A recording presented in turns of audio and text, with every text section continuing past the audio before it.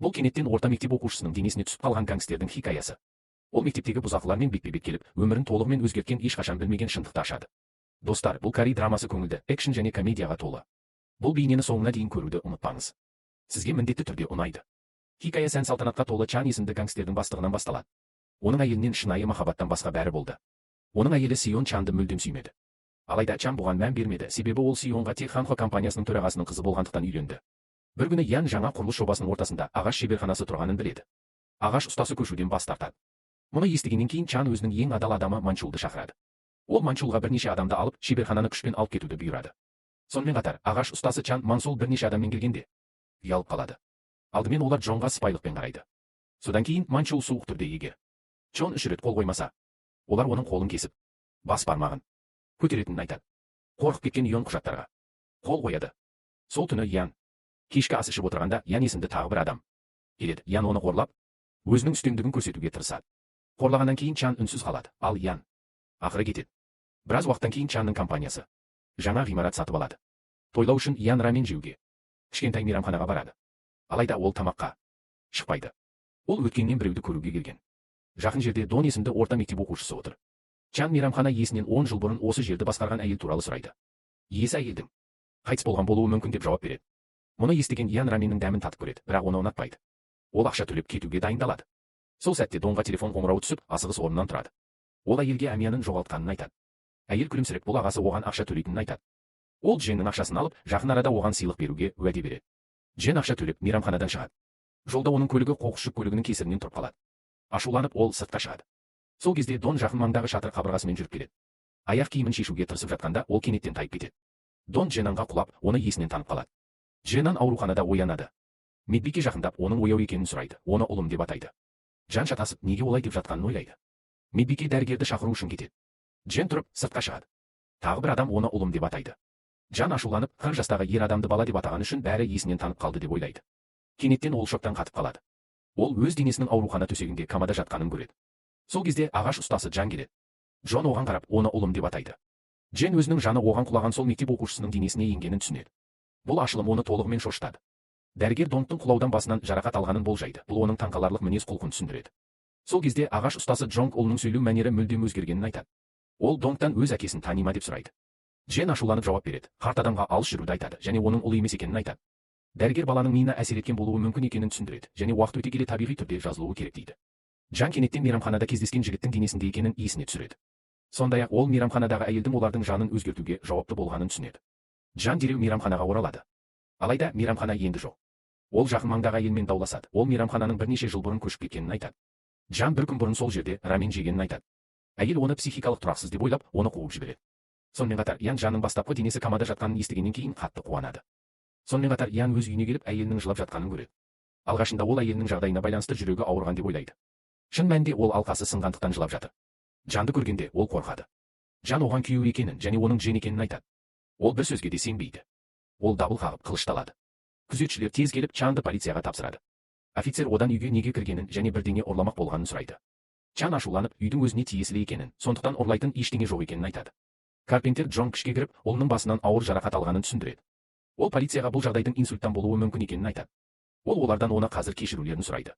Биттер түсіндірмені қабылдап, оларды алып кетеді. Кейінірек Джен ауруханаға қайта оралып, бірнеше рет есінен танып қалған денесіне құлайды. Ол өзінің бастапқы қалпына оралуға тырысады.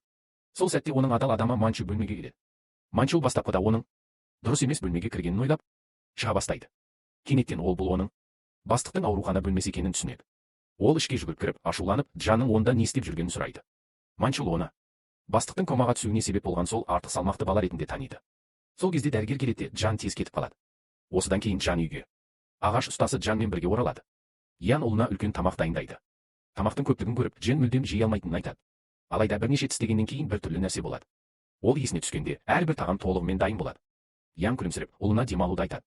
Ол келесі күні мектепке барып, сол жердегі барлық нәрсе туралы сөйлесетіндерін айтады. Содан кейін Чан Донның бөлмесіне барады. Келесі күні таңертең екеуі де бірге мектепке барады. Джон сыныпта сенімді түрде отырады, мінезін жасырмай, бастық сияқты әрекет етеді. Сонымен қатар Джон директормен сөйлеседі. Донның құлаған күннен ештеңе есінде жоқ екендігі туралы хабар мектепке тарады. Ағаш ұстасы Джон директорға ұлының ғимараттан өзі секіре алмағанын айтады. Ол басқа оқушылардың оған бірдеңе істегенін айтады. Директор айыптауды жоққа шығарады. Оның реакциясынан Ион директордың шындықты жасырып жатқанын түсінеді. Содан кейін Донның сыныбына қарай бет алады. Сыныпта мұғалім Донның апаттан толықтай айығып кетпегенін түсіндіреді.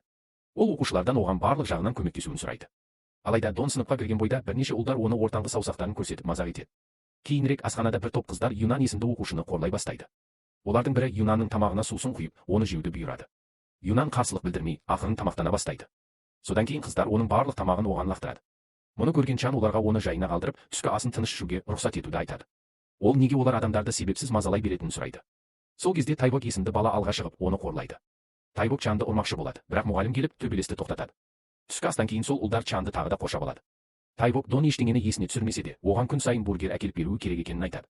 Ол егер бас тартса, оны ұрамын деп қорқытады. Джан шегінудің орнына Тайбокты шапалақпен ұрады. Джен оны тағы да ұрады, ал үшінші соққыдан кейін Тайбок үрейлене бастайды. Джен Донгтың бұл қорлауға лайық бірдеңе істегенін сұрайды. Ол Донгтың бір себеппен нысанаға алынғаны немесе жай ғана оны алдау оңай болғандықтан ма деп сұрайды. Тайбок Донгтың тек әлсіз және осал болғандықтан қорланғанын мойындайды. Мұны естіген Джен оны тағы да шапалақпен ұрады. Содан кейін ол Тайбоктың достарын да ұрады, содан кейін кетіп қалады. Сол сәтте Джан Ким Джи есімді тағы бір оқушыны байқайды. Қорқыныштан Ким Джи зорлық-зомбылық көрсеткендерге тамақ әкеліп жатқан. Енді олар ұрып соғылғаннан кейін зорлық-зомбылық көрсеткендер Ким Джині жуынатын бөлмеге сүйреп апарады. Олар оны ұра бастайды және оған тағы да күш қолданамын деп қорқытады. Олар оған не болып жатқаны туралы ешкімге айтпауды ескертеді. Тіпті олар оны бопсалау үшін пайдалану үшін бейнежазбаға түсіріп қорлауды жоспарлайды. Кенеттен артынан Джан пайда болып, олардың барлығын жерге құлатады. Ол Тайбоктың телефонын алып, Донгтың қорлағанын көрсететін бірнеше фотосуретті табады. Джан Тайбокты тағы бір рет шапалақпен ұрып, телефонды кейінірек қайтаратынын айтады. Үйге оралғанда Дженнан телефонды мұқият тексереді. Ол бұл ақыры Манчулды алдындағы адамның шынымен де бастығы екеніне сендіреді. Аштығын қандырғаннан кейін Джен Манелден оның денесін неге күзетіп жүргенін сұрайды. Манчел Янның Дженнің ауруханада өлтіргенін қалайтыны туралы қауесет бар екенін түсіндіреді. Сондықтан ол оны қорғау үшін сол жерде қалады. Келесі күні мектепте Ян кездейсоқ тез жүріп келе жатқан қызға соғылып қалады. Ол ойыншық Аюн жерге тастайды. Дженнан оны алып қайтару үшін оның артынан жүгіреді. Қыз Юнан болып шығады. Ол оған қарап, шынымен де есінен танып қалды ма деп сұрайды. Ол оның енді танымайтынын айтады. Дәл сол кезде Юнанның анасы келеді. Джен оны көргенде таң қалады. Ол шын мәнінде Мис Чанның алғашқы махаббаты. Мисан оны қуана қарсы алып, оның соншалықты өскенін айтады. Джен инстинктивті түрде одан не істеп жүргенін сұрайды. Мисун оны атынан атаған үшін ұрады. Мисун оның мінезсіз екенін айтып, оны ойнап ұра бастайды. Содан кейін оны қуып жібереді. Чан Мисанмен өткені туралы ойлана бастайды. Ол Мисун Юнанның анасы ма, сонда оның әкесі кім болуы мүмкін деп ойлайды. Күдігін растау үшін ол мектепте Юнанның шашынан жасырын түрде алады. Дық тесті Юнанның оның қызы екенін растайды. Ол мектепте қорланған қыз. Бұл жаңалық Янды ашуландырады.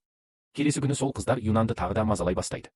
Олар оны ерін талабын ұрлады деп айыптайды. Олар оны сөмкесін тексеруге мәжбүрлейді. Мұны көрген Чан араға түсіп, ерін талабын ұрлап алғанын айтады. Ол оны қалағанын, бірақ ұнатпағанын, сондықтан лақтырып жібергенін айтады. Осылайша ол Юнанды қорғайды. Алайда қызының жылап жатқанын көргенде ашуы одан сайын күшейе түседі. Ол Манчулға қыздардың суретін көрсетіп, оларға қатал сабақ беруін сұрайды. Тіпті оған сүйектерін сындыруды бұйырады. Манел бас тартады және олардың тек мектеп оқушылары екенін еске салады. Ол олардың тым жас екенін және зорлық-зомбылық мәселенің шешімі емес екенін айтады. Ол Юнанға бұл мәселемен мектепте өзі бетпе-бет келуін ұсынады. Мұны түсінген Джен Мисунмен бетпе-бет келеді. Мисун баланың алғашқы махаббатының жанын алып жүргенін білмейді. Ол оның жай ғана Дон деп ойлайды. Дженнан оған бәрін, соның ішінде мұғалімдердің қорлауды қалай елемейтінін айтады. Мисан қатты уайымдап, өзін дәрменсіз сезінеді. Ол Чанды кінәлап, оның және қызының неден зардап шегіп жатқанын білмейтінін айтады. Өзінің сынға ұшырағанын естіген Чан оған мектептегі барлық нәрсені өзі шешетініне уәде береді. Сонымен қатар, Чанның әйелі Янмен бірге жұмыс істейді. Ол әкесі төраға ханға Чанның үлкен қаржылық алаяқтық жасағанын айтады. Сондай-ақ ол бірнеше құжатты дәлел ретінде ұсынады. Чан қызын қорғау керек және бұл балаға күш жинауға көмектесуі керек деп шешеді. Ол спорт залда шындап жаттыға бастайды. Мисан да Юнанды сол жерге жібереді. Юнан алдымен бас тартады және жекпе-жекпен айналысқысы келмейтінін айтады. Ол кетуге тырысады, бірақ Манчелдің жаңа жаттықтырушысы оны тоқтатады.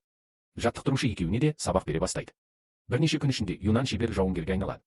Сонымен бірге Чан салмағын жоғалтып, қайтадан дене бітімін қалпына келтіреді. Ол мектепке оралғанда оның өзгеруіне бәрі таң қалады. Қыздар таң қалады, тіпті ұлдар да оған қарап тұруды тоқтата алмайды. Мектептен кейін ол Юнанмен бірге үйіне барады. Сол жерден ол қызының көптеген суреттерін табады. Ол балалық шағындағы бір суретті алып, телефонына сақтайды. Сонымен қатар ұзақ жұмыс күнінен кейін Карпентер Джонг жалақысын алып, үйіне кетеді. Жолда бірнеше адам кенеттен оны тұтқындайды. Яғни 2 жыл бұрын олардан ақша қарызға алған. Енді олар оны ұрып соғу үшін оралып, қарыздарын өтеуді талап етеді. Сол сәтте Чан келеді. Ол араласып, олармен шайқаса бастайды. Алайда оның күзетшілері басып алып, оның орнына ұрып соғуға төтеп береді. Содан кейін топ басшысы қорқытады. Ол Янға $80 миллион әкелу үшін 1 апта уақыт береді. Ескертуді айтқаннан кейін олар кетеді. Чан Карпентер Янның есінен танып қалғанын байқайды. Кейінірек Манч топтың жасырынған жеріне жалғыз барады. Ол олардың барлығын жеңіп, сүйектерін сындырады. Манчель оларға Чанның 2 жыл бұрын небәрі 5 миллион қарыз алғанын еске салады. Ол оларға қарызды азайтуды ескертеді, әйтпесе ауыр зардаптарға тап болады. Қорқып кеткен топ басшысы келіседі. Сонымен қатар Дженнан Карпентер Джонға тамақ дайындайды. Йон ұлының оған қамқорлық жасап жатқанын көріп қатты толқиды. Ол топтың қарызын азайтқанын қуана айтады. Кейінірек мектепте Чан қызының суретіне мақтанышпен қарайды. Сол сәтте сол қыздар Юнанға тағы да жақындап, оны мазалай бастайды. Бұл жолы Юнан қорықпайды. Ол оларды ұстап алып, ұрып-соғып, енді ешқашан мазаламауды ескертеді. Чан қызының өзі сияқты күшті болғанын көріп мақтанады. Кейінірек ол Мисанның мейрамханасында отырып, оған бәрін айтып береді. Мисон шындықты естігеніне қуанып, оған рамен ұсынады. Ол оның тамақтанғанын көру оған өткендегі біреуді еске түсіретінін айтады. Ол соңғы кездері оның оған Юнанның әкесін еске түсіретінін қосады. Дәл сол кезде бірнеше тұтынушы Мисті мазақтай бастайды. Бұл Янды бірден ашуландырады. Ол ер адаммен бетпе-бет келеді, алдау төбелеске айналады. Чан Мисанды ас үйге жіберіп, ер адамдармен жалғыз бетпе-бет келеді. Ол олардың біреуін ұстап алып, әйеліне қалай қол тигізуге батылы барғанын сұрайды. Чан оны қатты ұра бастайды. Мис жүгіріп шығып, оны тоқтатады, себебі ер адам өліп қалады деп қорқады. Ол Дженнің шын мәнінде кім екенін сұрайды. Ол Дженнің неге оны әйел деп атай беретінін сұрайды. Мисон оның жаны осы баланың денесінде қамалып қалғанын түсіндіреді. Мисан бұл әңгімеге сену мүмкін емес деп санайды. Оны сендіру үшін Чан оның денесі туралы жеке мәліметтерді ашады. Ол оған мұндай құпияны тек шынайы күйеуі ғана біле алатынын айтады. Мисан шошып кетеді. Ол олардың алғаш қайда кездескенін және қайда айырылысқанын сұрайды. Джан әрбір сұраққа дұрыс жауап береді. Ол соңғы сапарында неге оған жүктілік туралы айтпағанын сұрайды. Ол білгенде оны ешқашан тастамас едім дейді. Мисан ақыры бұл шынымен Джен екеніне сенімді болады. Ол оның неге қазір оралғанын сұрайды. Ол оған Юнанның оның көз алдында қыз емес екенін айтады, себебі ол оны жалғыз өсірген. Ол оны гангстер болғандықтан тастап кеткенін айтады. Мисан Жанға кетуін айтады. Жанның кетуден басқа амалы жоқ. Ол кеткеннен кейін Мисан онымен соңғы кездесуін есіне алады. Ол сол күні оған шындықты айтуды жоспарлаған. Алайда Джен оны бірінші болып тастап кетті, себебі ол төрағаның қызына ақшаға үйленді. Бұл опасыздықты есіне алу Мисанды ашуландырады. Келесі күні мектепте Ян Юнанның қасында отырады. Бай жігіт оған жақындап, оны туған күніне кешке шақырады. Ян таңғалып, іштей қуанады, себебі ол оны ұнатады. Чан мұны байқаған сәтте, ол ақырын тұрып кетіп қалады. Мисон әлі де оның ойларына беріліп отырғанда, Джен оған кездесуді сұрап хабарлама жібереді. Келесі күні Юнан бай баланың вилласына кешке келеді. Сонымен қатар мектептегі кейбір қиын қыздар Юнан туралы өсек айтады. Олар оны мазақтап, оның неге шақырылғанын да білмейтінін айтады. Дженнаның мектептегі досы олардың әңгімесін естіп қалады. Сонымен қатар Мисан Дженмен кездесуге келеді. Джен өткендегі барлық істер үшін кешірім сұрайды. Ол ұялатынын және онымен қайтадан бірге болғысы келетінін айтады. Мис бас тартып, бұл мүмкін емес екенін айтады. Ол оған оның үйленгенін еске салады. Жақын маңдағы адамдар мұны естіп таң қалады.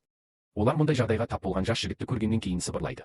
Мисан кетуге бұрылады. Жан оны кенеттен тоқтатып сүйеді. Мисон оны қатты шапалақпен ұрады.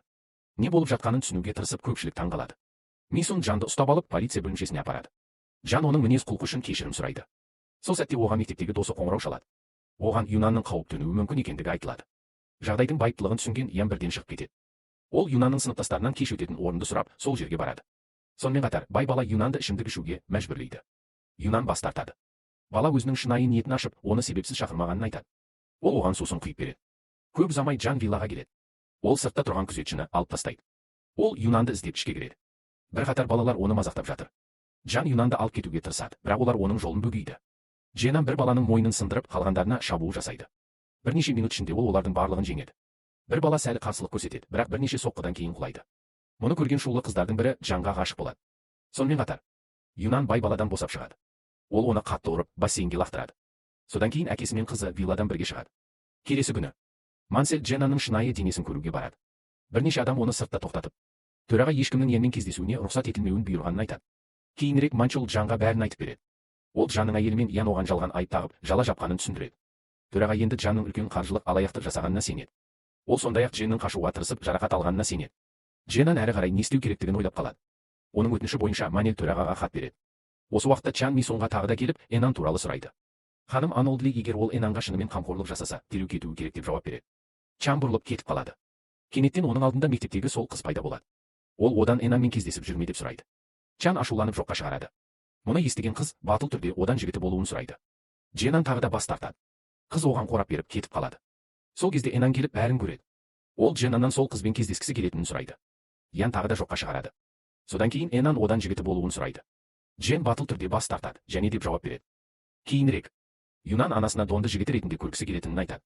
Мисан шошып ашуланады. Ол Донның шынымен Чанның жанын алып жүргенін біледі. Ол Юнанға одан аулақ жүруді бұйырады.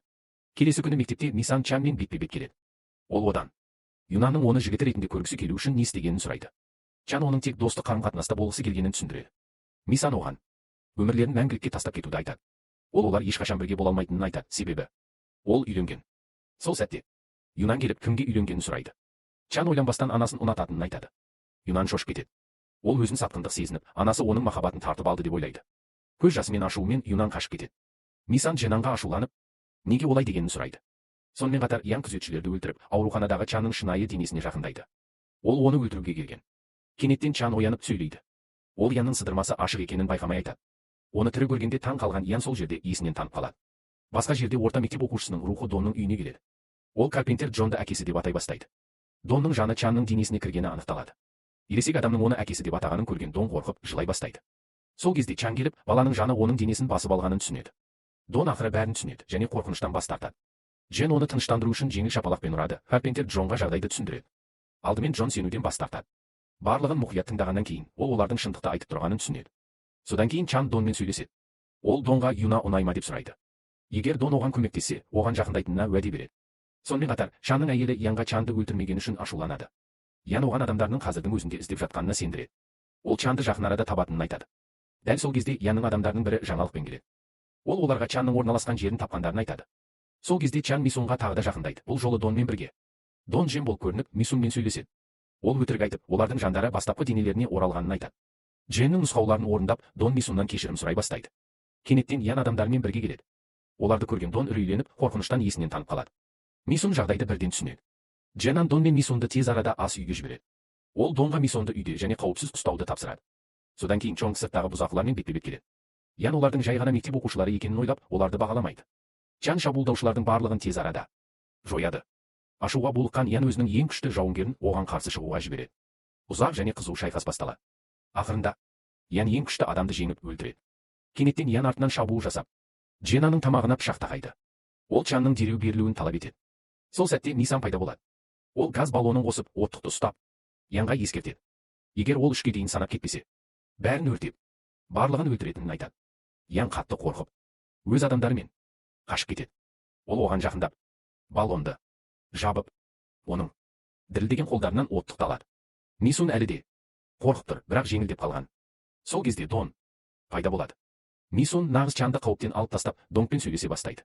Янның денесінің алдында ол ақыры 17 жыл бойы іште сақтаған барлық сезімдерін мойындайды. Ол оған оны қаншалықты сағынғанын және оның оралғанына қаншалықты қуанышты екенін айтады. Мисун оны құшақтайды, ал Чан Мисанның оны әлі де қатты жақсы көретінін түсінеді. Сонымен қатар Чанның компаниясының төрағасы қызын шақырады. Ол оның ісі туралы оның жіберген хатынан біліп, Чанмен бетпе-бет келгісі келеді. Төраға Чанның ешқандай қаржылық алаяқтық жасамағанын біледі. Ол хаттың апаттан бұрын жазылғанын айтады. Олар тіпті қолжазбаны тексеріп, оның жендік екенін растады. Оның қызы таң қалып, наразылық білдіріп, Янмен апаттан кейін ғана араласқанын айтады. Төраға қызының оны алдап жүргенін тез түсінеді. Ол сондай-ақ оның ісі туралы мәліметтерді біледі. Сонымен қатар Ян мен Дон төрағаға жағдайды толық түсіндіреді. Дон төрағаның алдына шығып Джен болып көрінеді. Нағыз Джен көліктен радио арқылы Донға нұсқаулар береді. Төраға қызына байлығын беруден бас тартады. Ашуланған ол Дженаның да қызы бар екенін және басқа әйелмен көңілдес болып жүргенін айтады. Мұны естіген төраға Дженанға қарсы шығады, бірақ ақаулыққа байланысты нұсқауларды ести алмайды. Дон шындықты сабырлы түрде түсіндіреді. Ол Чанның қызы бар екенін мойындайды, бірақ мұны тек апаттан кейін ғана білді. Ол төрағаның компаниядан жұмыстан шығарылғаны үшін оған ақы төлеуден бас тартса, оған бәрібір екенін қосады, себебі ол отбасымен бірге тұрады. Төраға ашуланбайды. Мұны көрген Дженаның әйелі жеңіліске ұшырап кетеді. Содан кейін төраға Чанға қалағанын істеуге болатынын айтады. Дон қуанып кетеді. Бәрі шешілгеніне риза болады. Сыртта нағыз Янды көрген Дон бәрі шешілгеніне қатты қуанады. Бірақ сол сәтте Чанның әйелі ашуланып, оны ұруға тырысады. Чан Донды көліктің алдына итеріп жіберіп, өзін ауыр жарақаттайды. Ол дереу ауруханаға жеткізіледі. Мисан мен Юнан оқиға орнына келеді. Чанның шынайы денесін көрген Юнан, анашым, бұл менің әкем, солай ма? Неге оның суретін менен жасырдың? Мен оны бәрібір көрдім деп сұрайды. Донның денесінде жатқан нағыз Чан, иә, мен сенің әкеңмін деп жауап береді. Юнан шатасып, алаңдап, шынымен не болып жатқанын ойлайды. Ол өзінен, анам шынымен менің досыма үйленді ме деп сұрайды. Олар әңгімелесіп тұрғанда нағыз Чан есінен танып қалады. Сонымен қатар, Чанның денесіндегі Дон да есінен танып қалады. Біраз уақыттан кейін Ян ота бөлмесінде есін жиып, сол мейрамхананың иесі оның алдында тұрады. Чан өзінің жан ауысуына қатысы бар екенін түсінеді. Әйел Дженге демалып, ұйықтауды тапсырады. Содан кейін оқиға 6 айға созылады. Дон бастапқы денесіне оралады. Ол ауруханадан шығарылып, мектепке оралады. Барлық оқушылар оны мақтайды, себебі полиция Доннан қорқып мектептен кетіп қалған. Дон мен Юнан мектептің жаңа батырларына айналады. Сонымен қатар, гангстер Янды полиция тұтқындайды. Нағыз Дженан енді өз денесіне оралып, гангстерлік өмірінен бас тартады. Ол Мисун мен бейбіт өмір сүре бастайды. Карпентер Чан мен Мансул да олармен бірге жұмыс істей бастайды. Чан қызы Юнанмен сапалы уақыт өткізеді. Фильм осы қуанышты нотамен аяқталады. Достар, фильмнің ұнағанын түсініктемелерде жазыңыздар. Егер сізге бұл бейне ұнаса, лайк басып, жарнамалаңыз. Егер сіз біздің арнамызға жаңадан келген болсаңыз, жазылуды ұмытпаңыз. Келесі бейнеде кездескенше